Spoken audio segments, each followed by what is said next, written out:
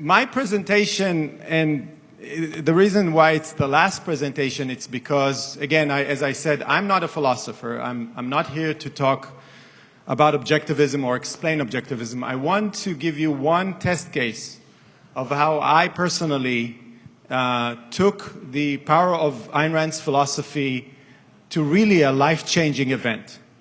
And I will explain that I think philosophy, first and foremost, is for you. Not Brazil, not Porto Alegre, not your family, not the universe. It's for you.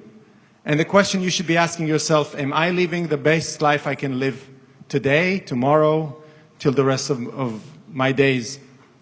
And so I thought of giving you an idea of how powerful philosophy can be through my own story.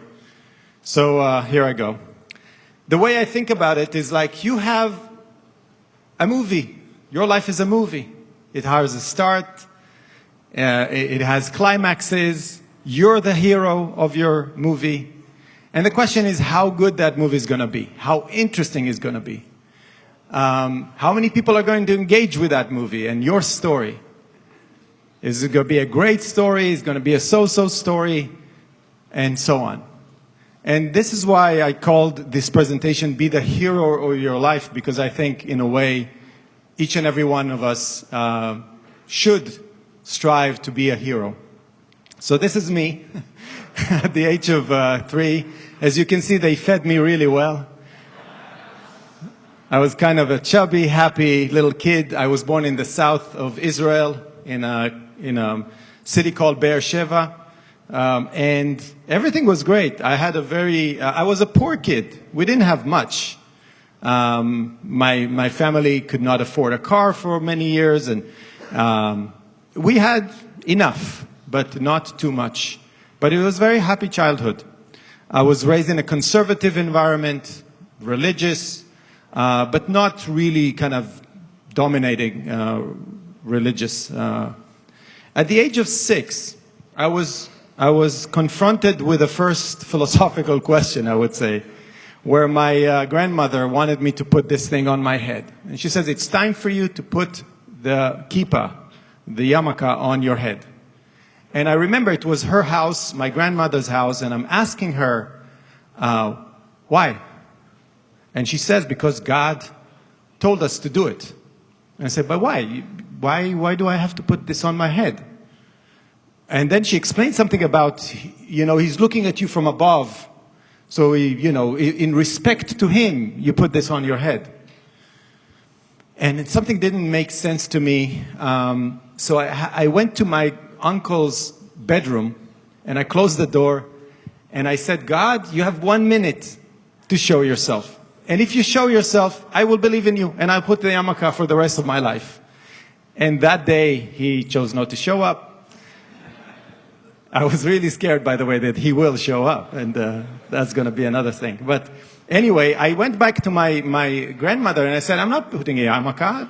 I didn't see God, so he needs to tell me to put the yarmulke on. And it was like, oh my God, there's a big story out of it. And my mother had a discussion with my grandmother and so on.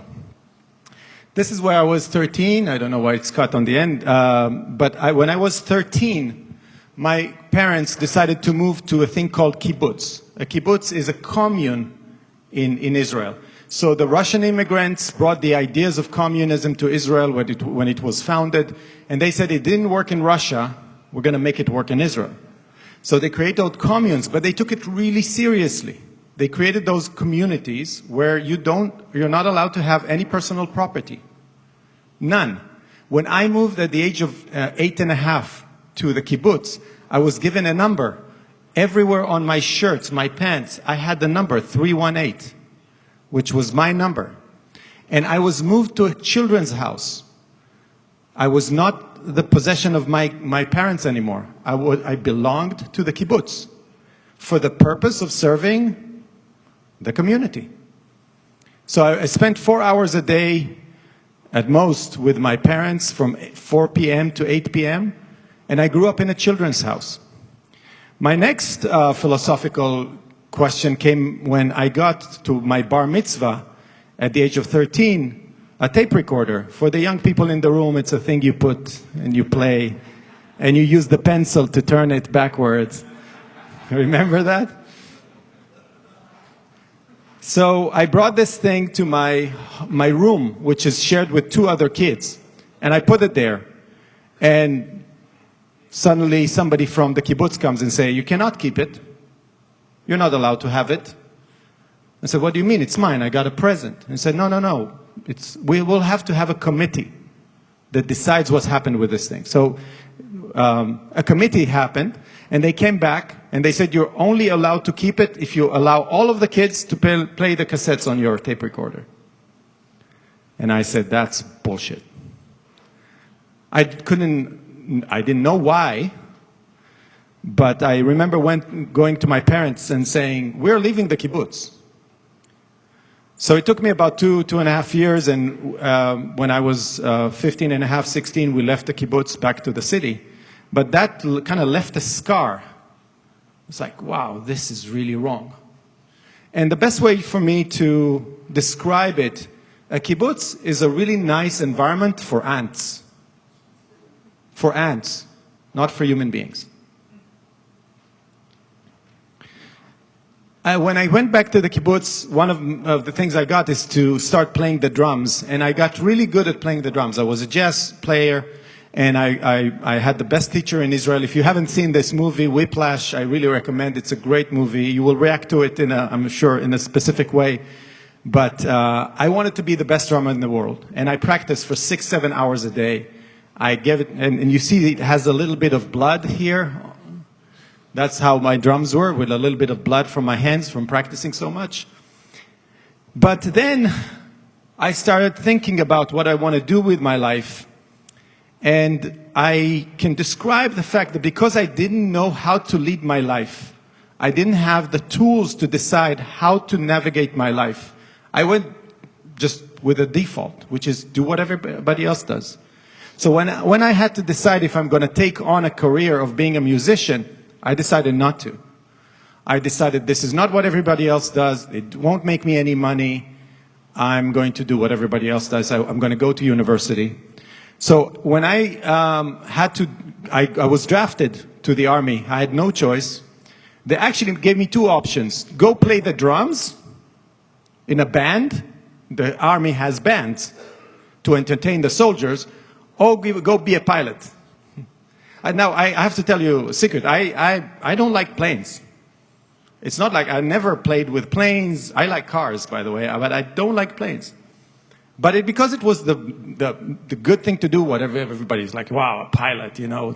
I went to fly planes, so I ended up flying helicopters.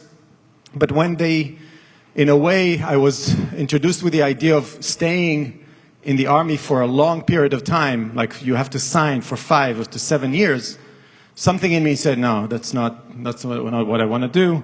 So I moved on. And when I left the army, one of the best years I've ever had was at the age of 22 when I was a substitute teacher.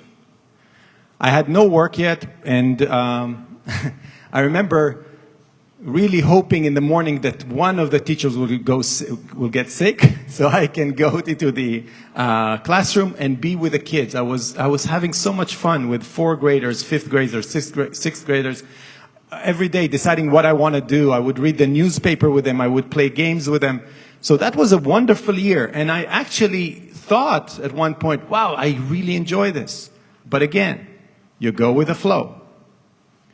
So going with the flow was to go to engineering school, because that's what you need to do. So, you know, Jewish mothers expect you to be either a doctor, a lawyer, or an engineer. That's basically your options.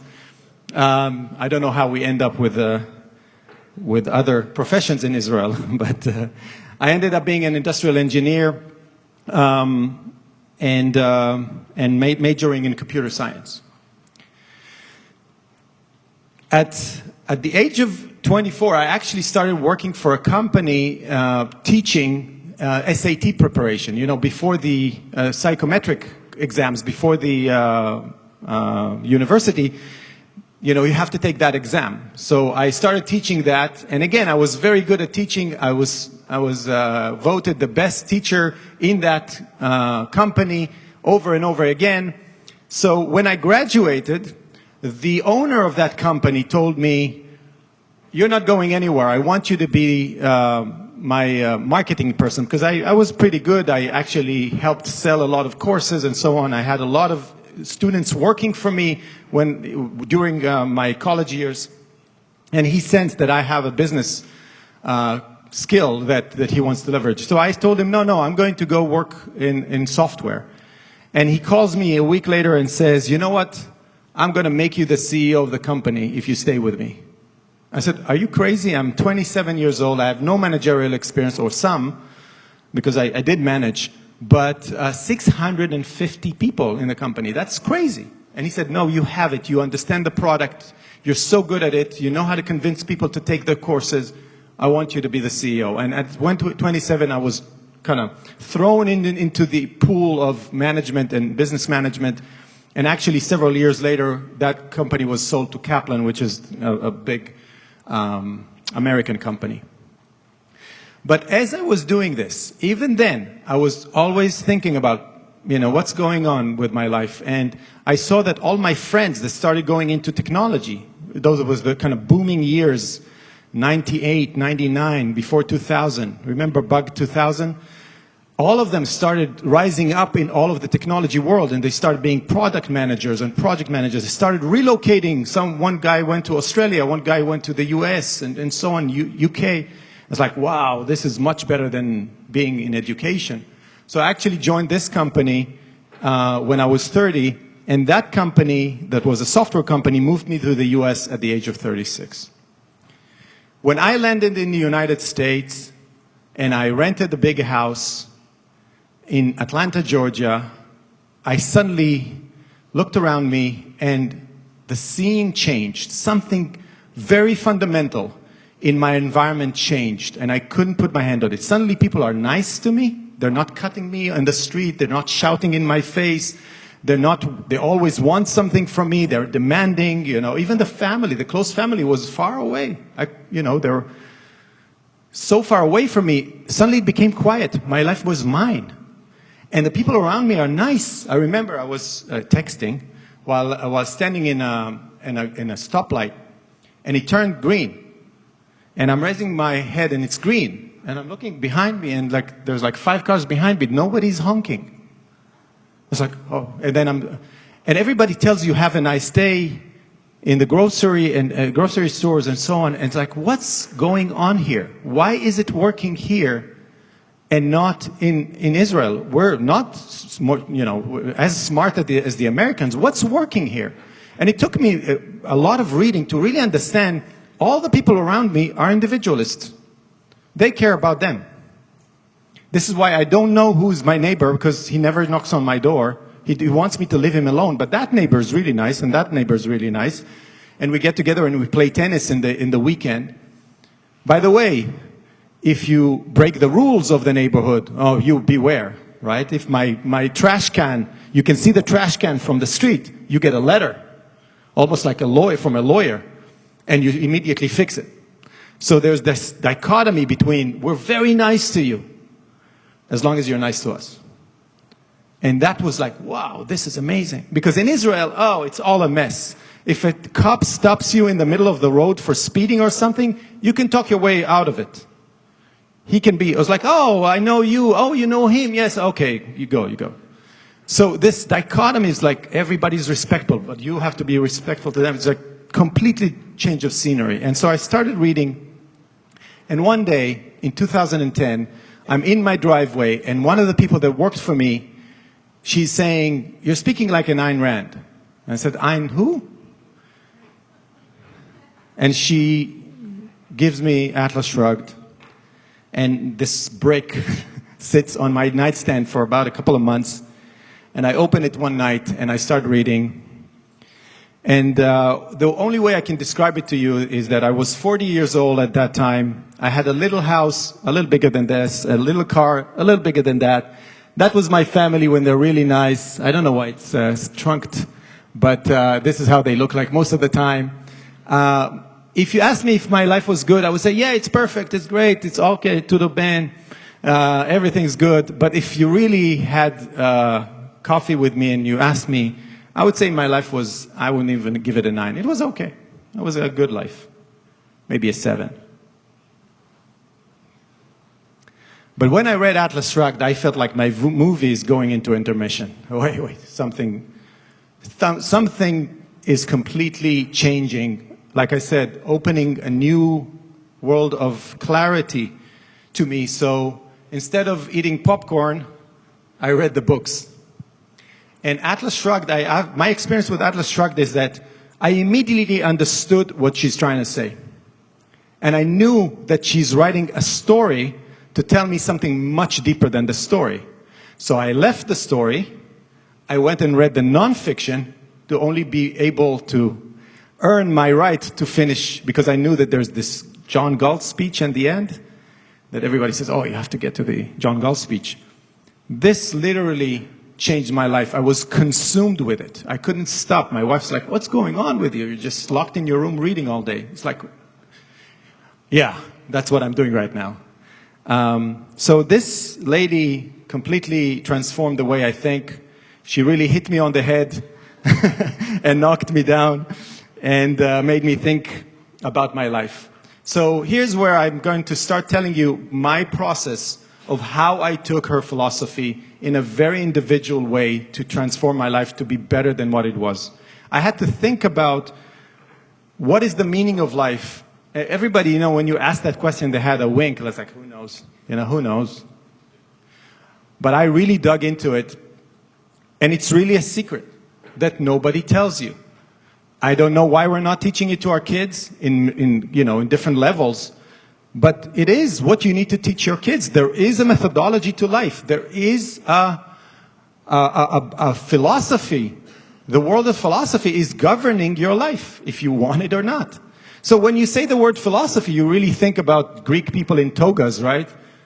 But it's not. It's really the science that studies how this thing interacts with this thing, and what's the right methodology for this thing to work with this thing. It's really a how-to guide for life, but a science.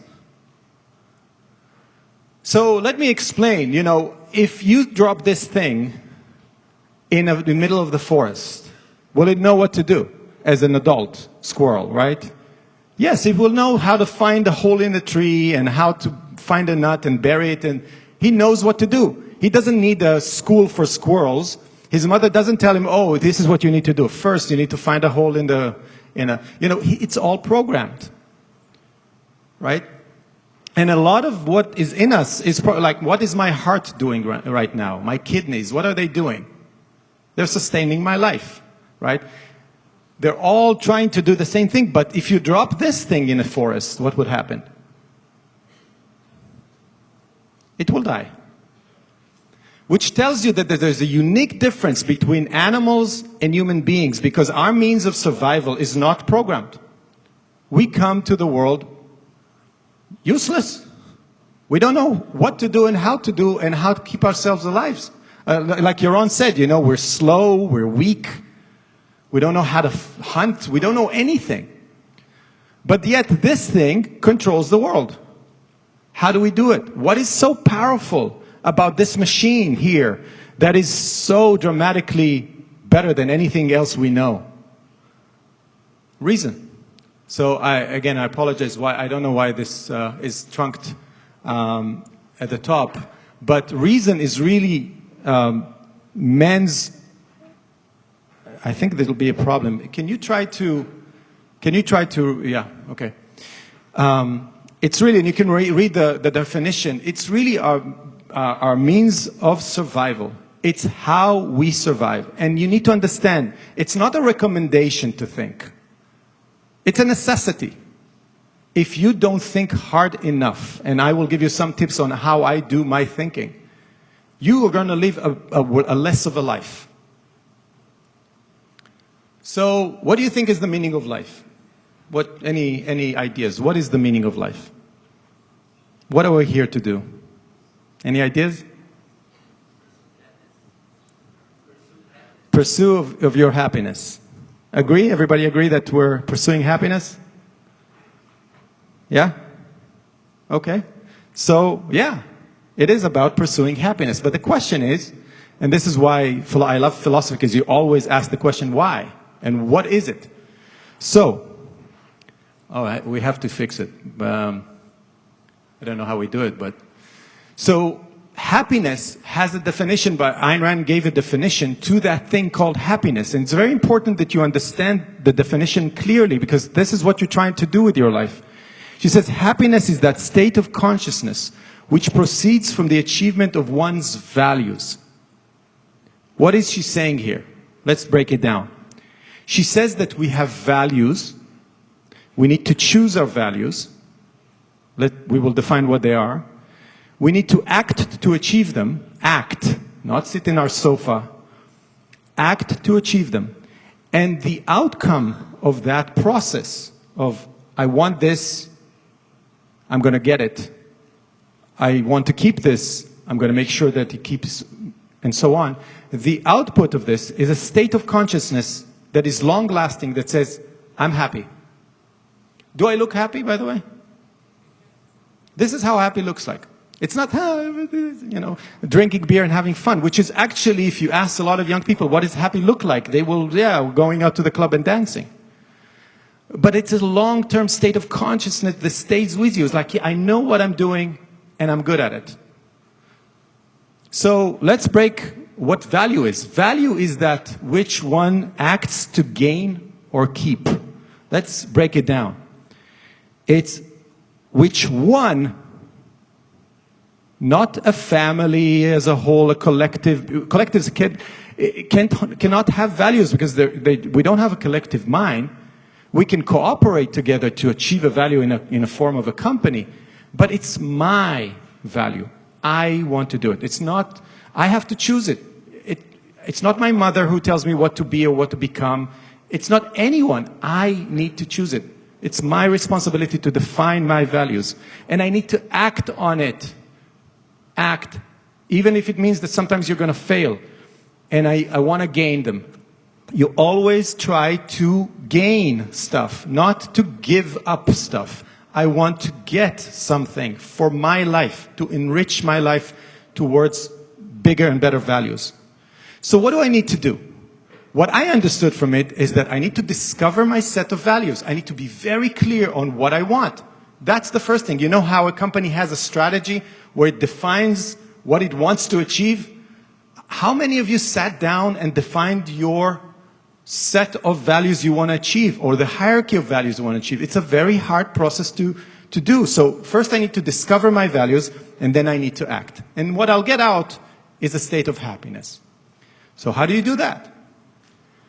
Ayn Rand has this beautiful concept called central purpose. And it is exactly what she means. It's your central purpose of life. And she says a central purpose is a long-range goal that constitutes the primary claimant of men's time, energy, and resources. It's basically the thing that if I asked you, are you willing to give your life for it? The answer should be yes. Because that's what you're doing. You're giving your life for it, your time, your energy, your resources. So it's a really big question. It's like, how do I find my central purpose? That's a really hard process. And what is the type of purpose? Where does it come from? So let's say that we're doing three things in general in our life. We sleep, we work, and we have recreation. And I bundled together relationships and recreation together. I shouldn't do, maybe I should split them. But where do you think the central purpose of one's life belongs?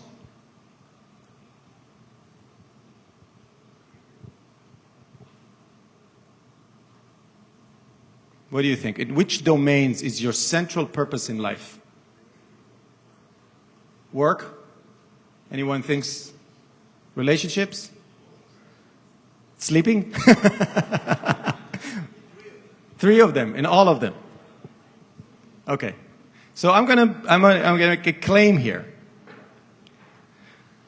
This is from the objectivist ethic.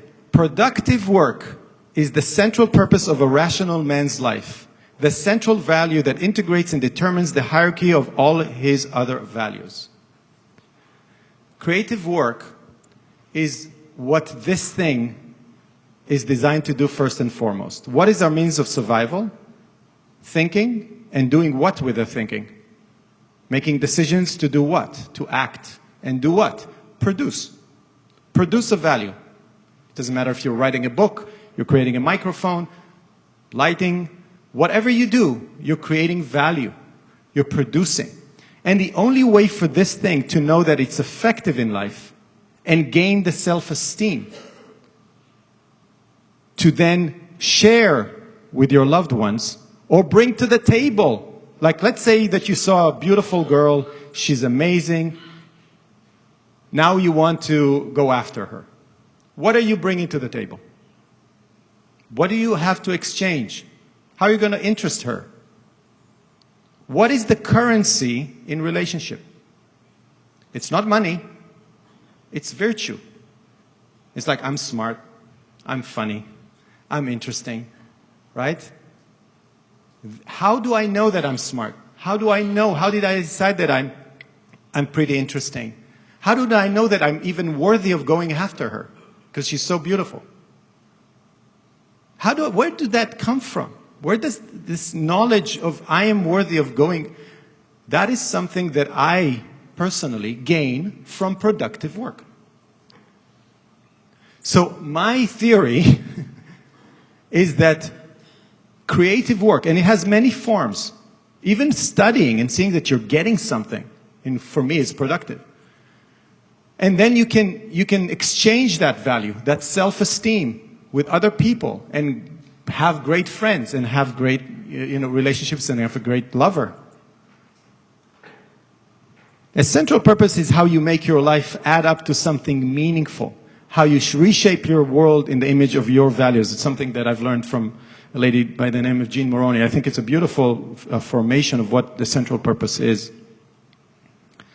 And another thing that I found that it's really, Ayn Rand gave me the gift of heroes. Why are heroes so impactful, so amazing? Because they integrate all of that into a very simple manifestation of a man. And when I had to make some tough decisions in my life, I had to only ask myself one question. What would a Howard Rourke do? What would someone that had full conviction of what they want to do, full clarity of their hierarchy of values, what would they do? Would they leave their job and create a new startup company, or stay because they're afraid that they won't have money in a year from now? And with all of the things that goes through my head, the risks, the anxiety, and so on, the power of heroes is so powerful. And I think you see kids wanting heroes. What do they do when they're so young? Why do they love those heroes? It's like, whoa, this is great. I love it. It's a manifestation of values, right? And this is the power of fiction. And again, this is the genius of Ayn Rand, of knowing and understanding that the power of heroes is so amazing. And she gave us, this is from the New Intellectual, throughout the centuries, and I will talk about several heroes. Throughout the centuries, there were men who took first steps down roads armed with nothing but their own vision. Their goals differed, but they all had this in common. That step was first, the road new, the vision unborrowed. And in a way, that became the way I think about my life. Am I the hero, the entrepreneur of my own life? Do I own it? Am I going to innovate in my own life because that's all I have? So if you think about this guy, if you think about this guy, if you think about this guy, right? What's common in what they all do? Why are they heroes for me? What do they do that is so heroic? They found a central purpose. It's very clear what they want to do, and they take it super seriously. So if you want to find a formula of how to make your life better, all you need to do is find your central purpose, discover it over time, and then be serious about it. Say, that is what my life is about. Most of my time, most of my energy is going to go in that direction. Now, I've developed the Tal four-step system, which is what I did in order to do that process. Because I was lost, guys. I was 40 years old. I was re-examining my life. And I had no idea how to start that process. And it's really hard to do on 40. You know, when you're 18, 20, good for you that you've read Ayn Rand. I was not that lucky. So I had to reprogram my life in the middle of it. So here's what I've done. I decided to start like a scientist. I started by saying, you know what, I think that my system of values is not real right now in my head. I need to observe myself. Like a good scientist, you don't start with saying, oh, I love fashion. I'm going to go into fashion. Then you go into fashion. It's like, I don't really like fashion. I don't like the whole process of sewing things. I just like the idea of fashion. I like to look at fashion shows, but I'm not really into fashion. How would you know? You observe what you actually do. You observe where you spend your time. What shows are you looking at? What YouTubes are you watching? What do you end up doing? Not saying, oh, I'm going to spend more time with my kids. What do you actually did tonight? Did you spend one with your kids, or did you, as soon as they kind of said, oh, I don't need you for homework anymore, I rushed to my bedroom and I opened another philosophy book? What am I actually doing? So you start with observing your values. And the only way to observe your values and get some knowledge is you write a log. You buy a diary, a paper diary, and you start writing every day before you go to sleep, good things that happen, maybe what I do today that I liked. And the most important thing you can ask yourself after that is, what does it mean to me? What was good about it for me? What did it mean that we went to lunch and we had a really nice discussion in the family and I loved it? What was so bad about this dinner that I went with my wife to a friend's and we argued about politics and we just, it was awful, right? What didn't I like about that person? Why didn't I like him? Why am I actually like that guy more that I don't really know? And trying to figure out in writing, by the way, in free form writing, you just write and write and write. You don't do bullet points. You let your subconscious tell you what's going on. It's like going to a shrink, but much cheaper. So here, I want to give you an example how I did my writing and what came out of it. So I want to give you one story. Actually, I have three, but I'll share one. So I decided to go and join my brother-in-law in a startup after being in a big company. And we had one big deal to win. And it was us, finalists, versus Microsoft. We were nothing. We were like 20 people. They had, I don't know, 200,000 people. And they told us in that company, it was a German company, you both, your software is great and Microsoft is great. The company is going to win is the company that's going to come to Germany and present for about 15, 20 minutes. And we're going to put all our sales guy, because it's software for salespeople, in a committee. And after your presentation, they're going to vote. And whoever they vote is going to win the deal. I said, well, that's interesting. I sat down, I wrote a story, a day in the life of a salesperson who works with Base. Base is the name of our company, versus working with Microsoft. And I made it funny and interesting, all the way from how they shave and what did they do and how they use the software easily, because we had the first mobile app.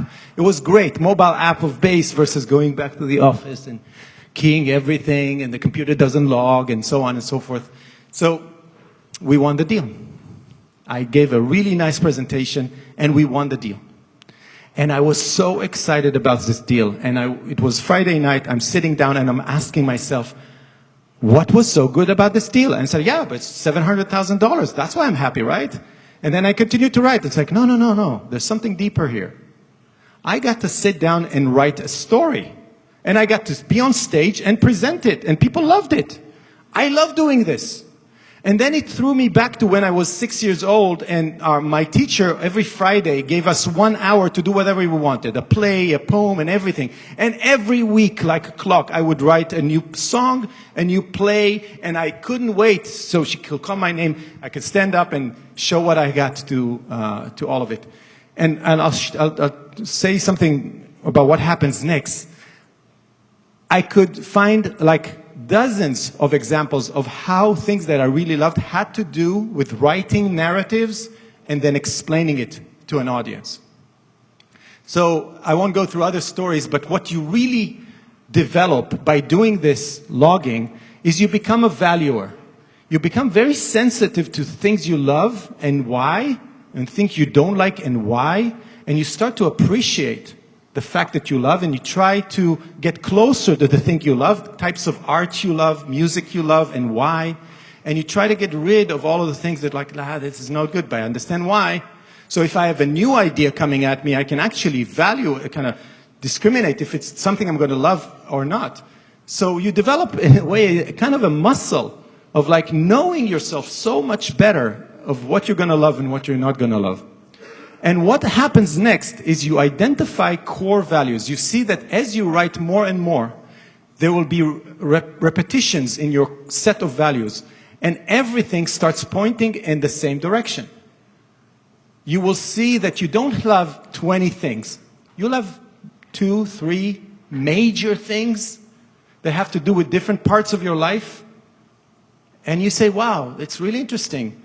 I'm in software. I'm an engineer. I have a software company, but software is not on my list.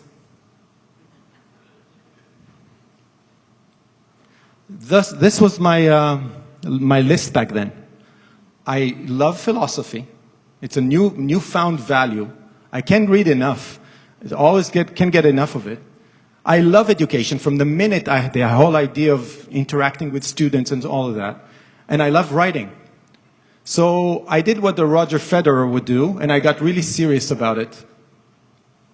But the next step in the process is really define your central purpose. Out of everything that you know about yourself, you condense it. And then you say, okay, what is my mission statement? The same as a company, you write a sentence that if you read it, you need to get goosebumps.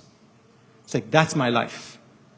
Mine is make philosophy accessible, understandable, and actionable through teaching, writing, and consulting. Consulting, I found that I love consulting. Suddenly, I realized that a lot of my friends' kids, because of the way I talk and the way I interact with them, they come back to me one-on-one when they're 17, 18, and they're coming to me and asking me, Tal, you know, my parents are saying that I should go to college, and what do you think?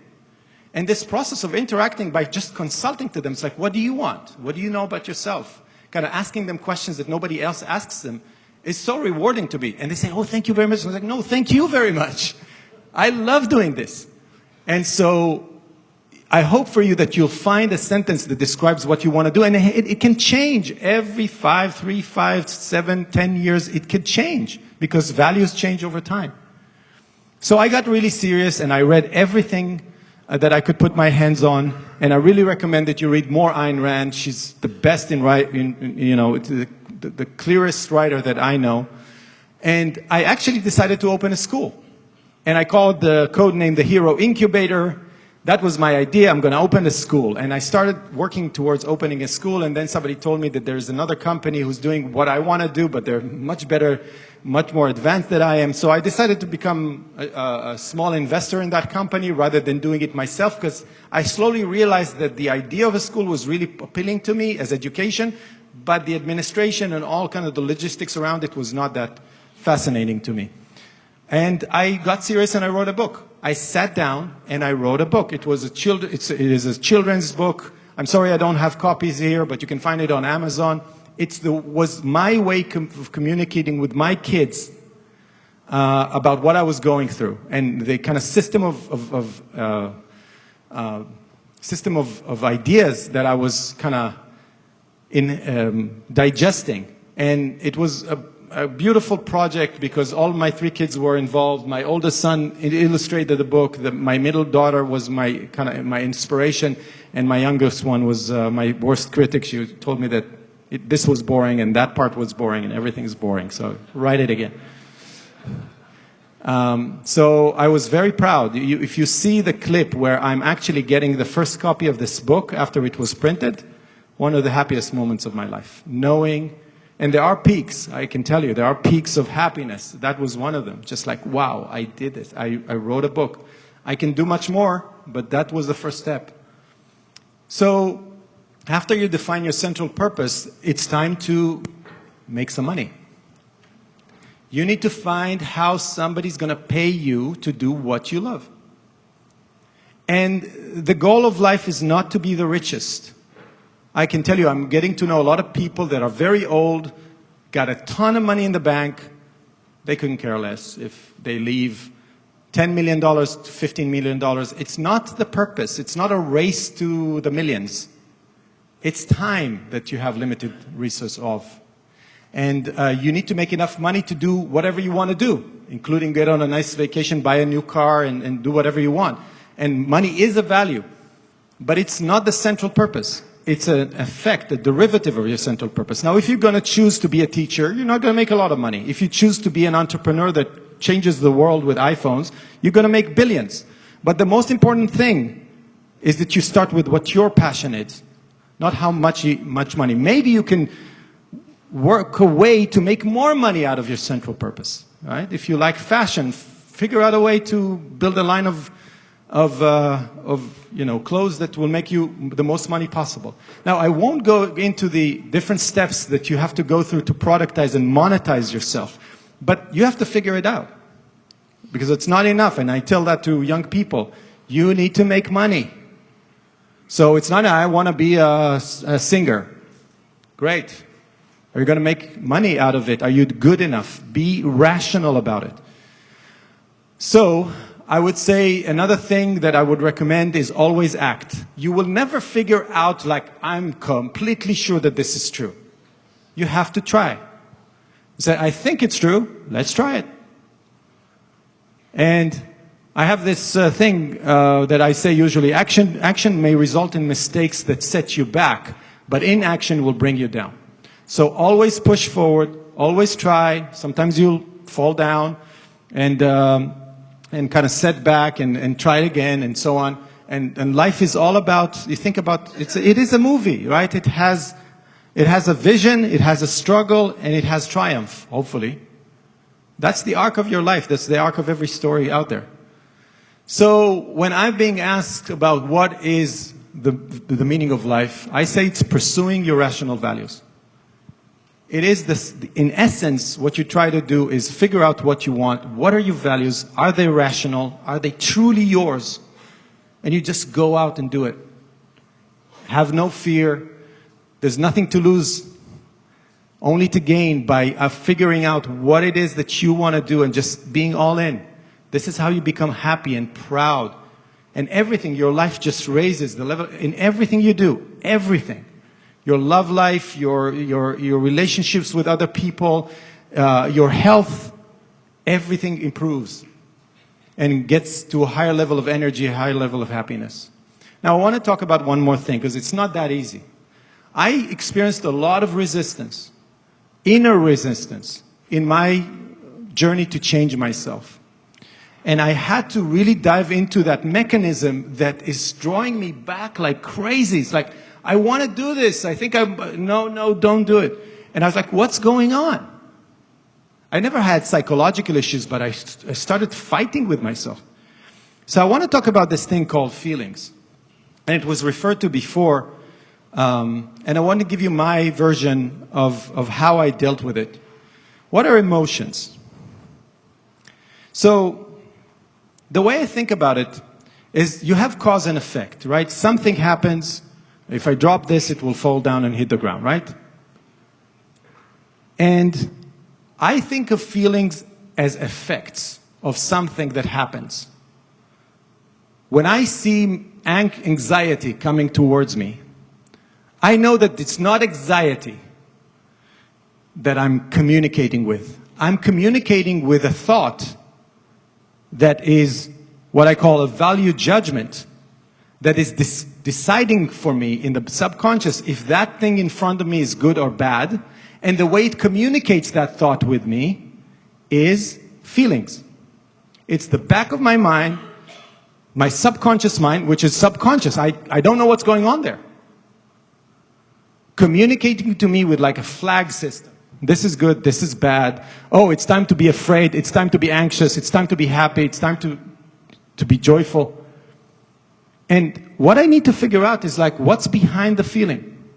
What is that thought that is generating that? So I'll give you an example. I'm standing in my walk-in closet, trying to decide if to leave a vice president job that I had in a 22,000 people company, making tons of money, was really doing good, and this offer to join my brother-in-law in a small startup that's going to give me no money, very little compared to what I was doing. And there was a lot of risks. I was like, yes, I'm going to do this. This is what I want to do. I'm going to control my own life. Let's do it.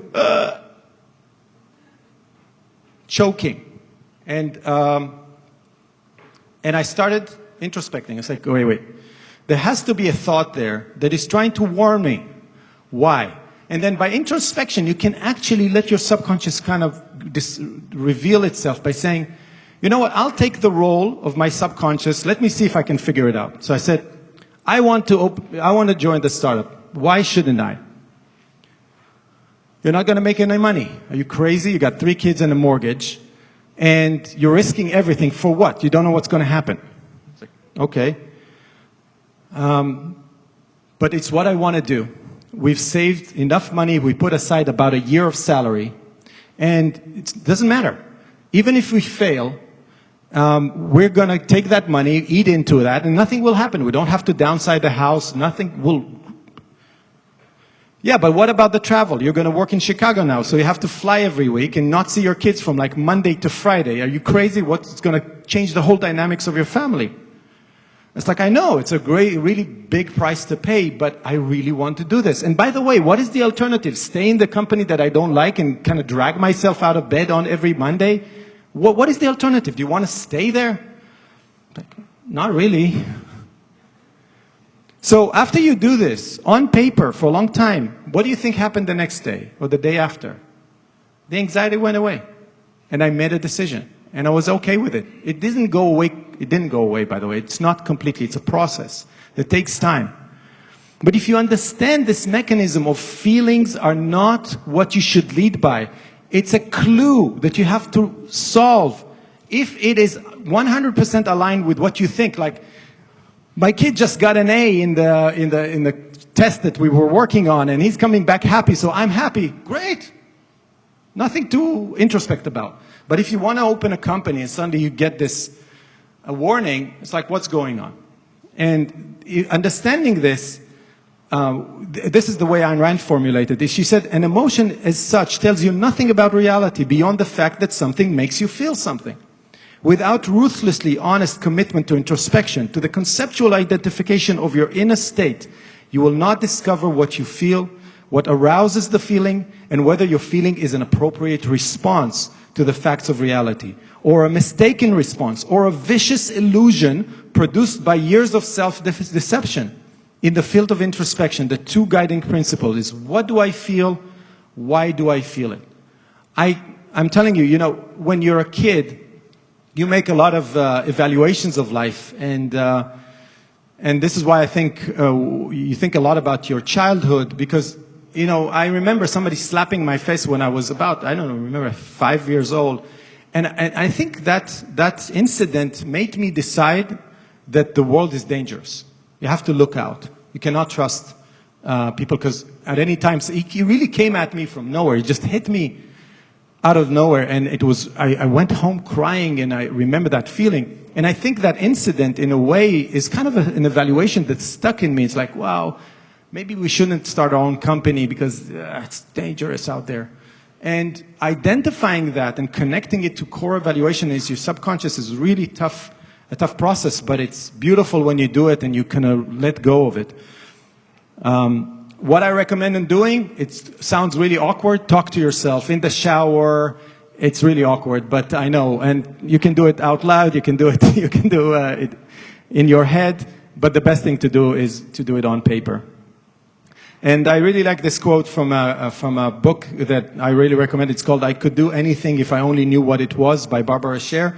And she said it's not laziness that stops you from pursuing your goals. It's mainly inner conflict. You're stuck. You don't know what it is, or you don't know how to go achieve it. So try to, fix the inner conflict. And don't suppress. Don't ignore emotions. If something is coming at you, deal with it. It's going to come back to haunt you, and it will, in a way, be in your way. So if you have those gaps between what you think you want to do and the emotional response, don't ignore it. And one last recommendation. Make a list of what other people expect from you. Everyone around you. Doesn't matter who they are. What do they want from me? Or at least what I think they want from me. And you make a list of all of that. And you'll find that most resistance is stale opinions from the past. I went and asked my mother, do you really want me to be an engineer? And she said, no. I carried with me these expectations of other people. So what you do is you really take those expectations and say, this is not mine. Throw it away. And it's really, when you do it, the emotional power of those expectations, of what you're expected to do, goes away. You, in a way, own your life, not live other people's lives. So this is what I did. Learn to be a valuer. Those are the 4 steps that I did. Observe your values, identify core values, define a central purpose, and productize yourself, and you repeat that over and over again. So what's next? I really recommend reading the books. I think Winston said that. It's like, just educate yourself. It's going to be worth your time. Those are not easy books to read, but they're so powerful. And there's an app that we've came out with. It's going to make your life much easier. By the way, we're looking for some people to help us with some donations to translate that to Portuguese. So if you are interested, talk to us and make it complete Portuguese from start to finish. Go to YouTube. We have on our on our YouTube channel all of the things for free. Just listen to it,